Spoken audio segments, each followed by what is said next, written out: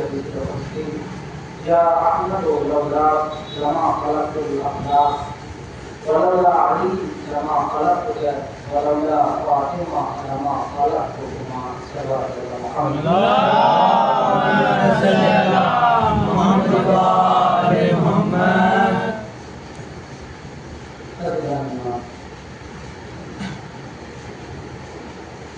شکر ہے اس خدا کا جس نے اس زمین و آسمان کو خلق کیا اور اس فقیر کو سارا رات دوبارہ زندہ بنانے کی کوشش. چاہے میں اسی میں بہت پڑھتا تھا لیکن میرا دل خود کا ذاتی طور پر یہاں پر پڑھنے کا دل تھا وہ الحمدللہ موقع ملا. مسلسل میں جسے پڑھ رہا ہوں لیکن میری خود کی خواہش تھی کہ میں یہاں پر پڑھوں. بہرحال اس حدیث کو پڑھنے کا شرف حاصل کیا ہے.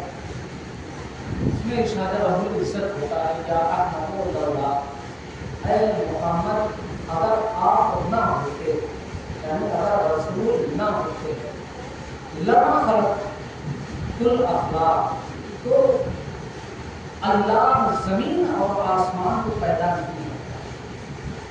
یعنی حقیقت زمین و آسمان کی وجہ ہے ذات محمد مصطفیٰ صلی اللہ علیہ وسلم.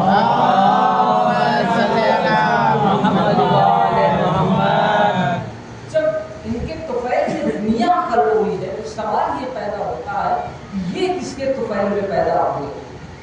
آگے اللہ کی ارشاد فرما رہا ہے ولولا علی لما خلقت اگر علی نہ ہوتے تو میں محمد ان کو بھی پیدا نہیں کرتا. یعنی نبوت اور نبی کو خلق کیا ہے اللہ نے امام علی علیہ السلام کے تو پہلے ان کے لیے پیدا کیا. پھر سوال پیدا ہوتا ہے کہ جب نبی کے لیے زمین و آسمان کو خلق کیا گیا تو صرف اس کے لیے پیدا ہوئے تو جواب ملا کہ علی کے لیے. تو پھر سوال پیدا ہوتا ہے پھر علی کس کے لیے پیدا ہوئے. پھر آگے سے جواب آتا ہے کہ ولولا فاطمہ اگر فاطمہ نہ ہوتی لما خلقتهما تو نہ میں محمد کو پیدا کرتا نہ علی کو پیدا کرتا نہ زمین و آسمان کو پیدا کرتا. یعنی اب ایک لفظ میں بطور خلاصہ اگر میں کہنا چاہوں کہ فاطمہ زہرا کی شخصیت کا نام ہے تو خلاصہ یہی ہوگا فاطمہ زہرا اس عظیم شخصیت کا نام ہے کہ جس کے طفیل میں نبوت بھی پیدا ہوئی ہے, جس کے طفیل میں امامت بھی پیدا ہوئی ہے, جس کے طفیل میں خلافت بھی پیدا ہوئی ہے, جس کے طفیل میں زمین کو بھی پیدا کیا گیا ہے, جس کے طفیل میں آسمان کو بھی پیدا کیا گیا ہے. یعنی فاطمہ زہرا اس عظیم شخصیت کا نام ہے کہ جو اگر نہ ہوتی تو نہ دنیا پیدا ہوتی نہ کبھی آخرت پیدا ہوتی. سوال پڑے گا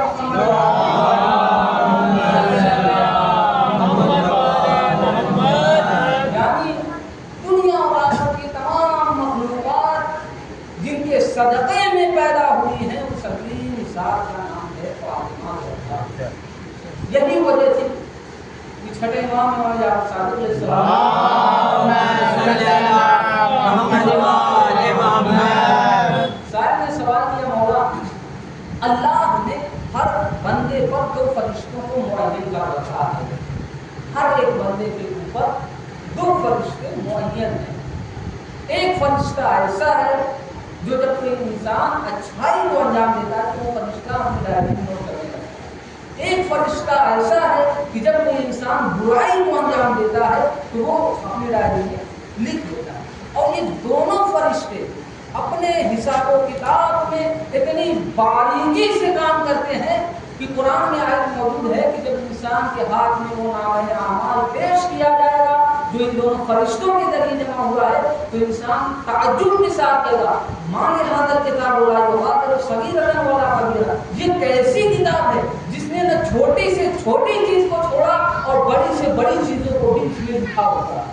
تو امام سے سوال ہوتا ہے مولا جب وہ اچھائی والا اچھائی کے وقت اپنی حرکت میں آتا ہے یا برائی والا برائی کے وقت حرکت میں آتا ہے, کوئی ایسا عمل بتائیے کہ دونوں فرشتے ایک ساتھ حرکت میں آ جائیں.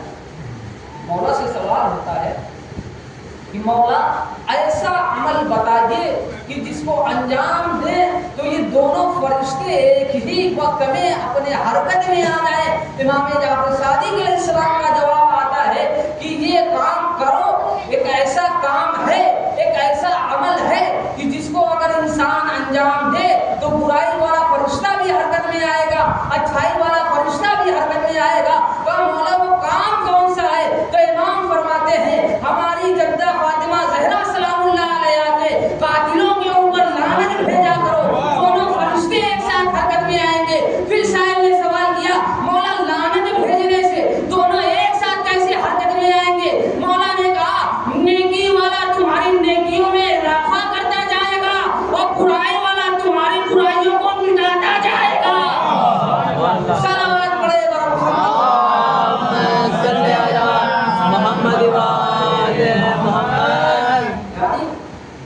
جو نیکی کا فرشتہ ہے وہ آپ کی نیکیوں میں اضافہ کرتا جائے گا اور برائی والا فرشتہ آپ کی برائیوں کو مٹاتا جائے گا۔ یہ ہے عظمت فاطمہ۔ اس کے علاوہ اب میں دوسری طرف سے کہنا چاہوں گا، رسول کی حدیث ہے، بخاری میں بھی یہ حدیث موجود ہے جس میں کہتے ہیں کہ فاطمہ تو بطاقوں منی، فاطمہ میرے جگر کا ٹکڑا ہے، فاطمہ میرا ٹکڑا ہے۔ فمن اغضبها، جس نے فاطمہ کو ناراض کیا، فقط اغضبنی، گویا اس نے مجھے ناراض کیا۔ پھر میں کتاب کا حوالہ دے گا، اہل سنت کی کتاب ہے، کتاب کا نام ہے مستدرک علی الصحیح ہے، جلد نمبر 3 ہے، صفحہ نمبر 154 پر یہ حدیث لکھی ہوئی ہے، جس میں ملتا ہے کہ رسول نے ارشاد فرمایا فاطمہ تو بطاعت منی، فاطمہ میرے جگر کا ٹکڑا ہے۔ فمن اغضبها، جس نے فاطمہ کو ناراض کیا، فقد اغضبنی، بس اس نے مجھے ناراض کیا۔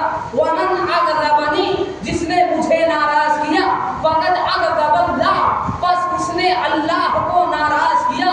ومن اغضب اللہ، اور جس نے اللہ کو ناراض کیا، فعلیہ لعنت اللہ، تو اس کے اوپر اللہ کی لعنت ہے۔ یعنی رضایت فاطمہ رضایت رسول بنی، رضایت رسول رضایت خدا بنی، اور اللہ کی رضایت اور غضب فاطمہ کی رضایت اور غضب ہے۔ گویا جس نے فاطمہ کو ناراض کر دیا اس نے اللہ کو ناراض کیا، اور جس نے اللہ کو ناراض کیا اللہ کہہ رہا ہے کہ اس کے اوپر اللہ کی لعنت ہے۔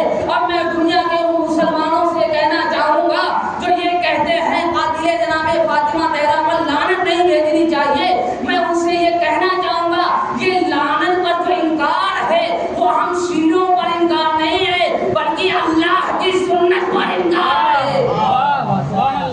صلوات پڑھے محمد وآل محمد۔ یہ جو انکار ہو رہا ہے یہ انکار ہم پر نہیں ہے، یہ خود ذات پروردگار پر انکار ہے، ورنہ فاطمہ زہرا اس عظیم شخصیت کا نام ہے۔ اب آگے اتحاد کی باتیں کرتے ہیں، چونکہ اتحاد بھی ضروری ہے، لیکن اتحاد کے لیے جو طرفین میں اختلاف ہے اس کے متعلق ایک ایسا شاخص، ایک ایسا معیار ہونا چاہیے جس معیار کو معیار بنا کر اتحاد کیا جائے۔ اب پوری دنیا میں جتنے مسلمان ہیں سب اپنے کام کو انجام دیتے ہیں، اس کام کو انجام دینے کے پیچھے مقصد کیا ہوتا ہے؟ کہا نماز پڑھتے ہیں قربتاً اللہ، حج کرتے ہیں قربتاً اللہ، زکات دیتے ہیں قربتاً اللہ۔ ایک لمحے کے لیے اگر نماز سے قربتاً اللہ کی نیت ہٹ جائے تو پھر نماز باطل ہے، پھر ایسی نماز کسی کام کی نہیں ہے۔ اگر ایک وقت بھی ارکان حج کو انجام دیتے ہوئے قربت ختم ہو جائے پھر وہ حج نہیں ہے، تفریحی سفر ہو جاتا ہے۔ اگر کسی بھی کام سے قربت الہی کو ہٹا دیا جائے تو پھر وہ کام کسی نتیجے کا نہیں ہوتا ہے۔ لہذا معلوم یہ ہوا کہ پوری دنیا کے مسلمان اپنے کاموں کو صرف اور صرف رضایت الہی کے لیے انجام دیتے ہیں۔ تو اب ہمارے پاس ایک معیار موجود ہے، معیار ہم بنائیں گے رضایت الہی کو۔ رضایت الہی ہے کیا؟ اب اگر اس معیار پہ اتحاد ہو تو پھر ہم اس اتحاد پہ قائم رہنے کے لیے آمادہ ہیں، اور اگر اس معیار پہ اتحاد نہیں ہے تو پھر ہم اتحاد کے لیے آمادہ نہیں۔ تو اب رضایت الہی کے لیے ہم کیا کریں؟ اللہ کی رضا کے لیے ہمیں ضروری ہے کہ ہم اس کے رسول کو راضی کریں۔ جب تک رسول راضی نہیں ہوگا پھر اللہ راضی نہیں ہوگا۔ اب آئیے رسول سے پوچھے ہیں کہ رسول کی رضا کیا ہے؟ تو اب رسول کہتے ہیں فاطمہ تو بضعۃ منی، فاطمہ میرے جگر کا ٹکڑا ہے، ومن عذبها، جس نے فاطمہ کو ناراض کیا، فقد اغربنی، بس اس نے مجھے ناراض کیا۔ اب یہ پتا چلا کہ رضایت رسول نہیں ہے، بلکہ رضایت رسول کا نام ہے رضایت فاطمہ۔ اور اگر فاطمہ راضی ہے تو پھر رسول راضی ہے، اور اگر رسول کو راضی کرنا ہے تو فاطمہ کو راضی کرنا پڑے گا۔ اب معیار کو بدلیے، ہمیں معیار پہلے بنایا اللہ کی رضایت کو، رضایت الہی کو جب ہم نے تلاش کیا تو وہ رضایت محمد میں ملی، رضایت محمد کو تلاش کیا تو وہ رضایت فاطمہ میں ملی، یعنی اللہ اور اس کے رسول کی رضایت کا نام ہے فاطمہ۔ اب پوری دنیا کے مسلمانوں سے یہ کھلا چیلنج ہے، آپ جسے چاہے رضی اللہ کہیں، لیکن ایک بات دیکھ لینا، رضی اللہ کہنے سے پہلے اگر رسول کی بیٹی اپنی حیات میں اس سے راضی تھی تو ہم بھی اس اتحاد پر قائم ہیں، ہم بھی اسے رضی اللہ کہیں گے۔ لیکن اگر رسول کی بیٹی اس سے ناراض تھی پھر آپ بھی لعنت اللہ کہیے اور ہم بھی اس کو لعنت اللہ کہیں۔ اگر اس سے رسول کی بیٹی راضی تھی تو پھر آپ بھی اور ہم بھی اسے رضی اللہ کہیں گے، چاہے کوئی بھی۔ اور اگر ناراض تھی تو پھر آئیے اسی اتحاد پر آپ بھی اسے لعنت اللہ کہیے اور ہم بھی اس کو لعنت اللہ کہیں گے۔ کیونکہ تاریخ مسلمان میں، تاریخ اسلام میں ایسے مسلمان موجود ہیں جو ایمان صرف اور صرف زبان سے لائے، ان کا ایمان دل سے نہیں تھا، صرف وہ لوگ زبان لائے تھے۔ اور ایسے مسلمانوں سے اچھے میری نگاہ میں نجران کے عیسائی ہیں، ایسے مسلمانوں سے اچھے میری نگاہ میں نجران کے عیسائی ہیں، کیونکہ جب انہوں نے مبادلے کے لیے بحث کی، مباحثہ کیا اور رسول نے فاطمہ کو اپنے ساتھ لیا اور لے کر مبادلے کی طرف روانہ ہوئے، تو یہ نجران کے عیسائیوں میں اتنی عقل و معرفت تھی کہ انہوں نے دور سے فاطمہ کو دیکھ کر یہ کہہ دیا کہ یہ اتنی سچی ہے، یہ اتنی بڑی صدیقہ ہے کہ اگر یہ درخت کو اشارہ کر دے تو درخت اپنی جگہ کو چھوڑ دے گا، یہ اتنی صدیقہ ہے کہ اگر یہ اشارہ کر دے تو پہاڑ اپنی جگہ کو چھوڑ دے گا۔ تو لعنت آئی تھی ان کے لیے، مگر لعنت پہنچی نہیں، کیونکہ انہوں نے مباہلے سے انکار کر دیا۔ اب آئیے رسول اپنے نفس کو لے کر واپس آئے، واپسی کا عالم ہے، واپس آئے۔ یہ نجران کی عیسائی تھے جن کے اندر اتنی معرفت تھی کہ جنہوں نے بغیر لفظ کا انتخاب کیے ہوئے کہا یہ اتنی بڑی صدیقہ ہے۔ لیکن امت مسلمہ میں ایسے افراد بھی موجود ہیں جس کے سامنے رسول کی بیٹی دربار میں گئی تھی، رسول کی بیٹی نے جب اپنا مقدمہ درج کیا تو ایسے معقول مسلمان کی تاریخ میں موجود ہیں جنہوں نے کہا آپ کے آپ کے پاس گواہ کون ہے؟ بطول آئی اور تحریر رسول کو دکھاتی ہے کہ میرے پاس میرے بابا کی تحریر ہے. تو یہ مرحوم اس تحریر کو لے کر پھاڑ دیتا ہے. بی بی کہتی ہیں میرے بچے حسنین گواہ ہیں، میرے شوہر علی گواہ ہیں. یہ وہی گواہ ہے جنہیں رسول اپنے ساتھ مباہلے میں لے کر گئے، جنہیں نجران کے عیسائیوں نے دیکھ کر کہا تھا یہ اتنے سچے ہیں کہ اگر اشارہ کرتے تو پہاڑ اپنی جگہ چھوڑ دے. آج اسی گواہوں کو مسلمان یہ کہہ کر ٹھکرا رہا ہے کہ ہم ان کی گواہی کو نہیں دیں. لہذا ایسے مسلمان میری نگاہ میں نجران کے عیسائی مسلمانوں سے افضل ہے، کم از کم انہیں مقام فاطمہ سناؤں. اس کے بعد بھی دنیا آتی ہے اور کہتی ہے یہ ان کا جرم کیا ہے. دنیا سوال کرتی ہے قاتلان زہرا پر قاتلان زہرا پر الا علی لا سیف الا ذوالفقار نعرہ حیدر حیدر حیدر ارے تلوار اللہم صلی علی محمد و آل محمد. تو دنیا سوال کرتی ہے جبکہ اتنی معرفت ان نجران کے عیسائیوں کے اندر تھی کہ جنہوں نے اس عظیم گھرانے کو آتا ہوا دیکھ کر کہا کہ ہم اس مباہلے کے لیے آمادہ نہیں ہیں، ہم ان سے مباہلہ نہیں کر سکتے ہیں، ہم ان کے حق میں دعا بدعا نہیں کر سکتے ہیں، کیونکہ اتنی عظیم شخصیات ہیں کہ اشارہ کریں تو یہ پہاڑ اپنی جگہ کو چھوڑ دے گا.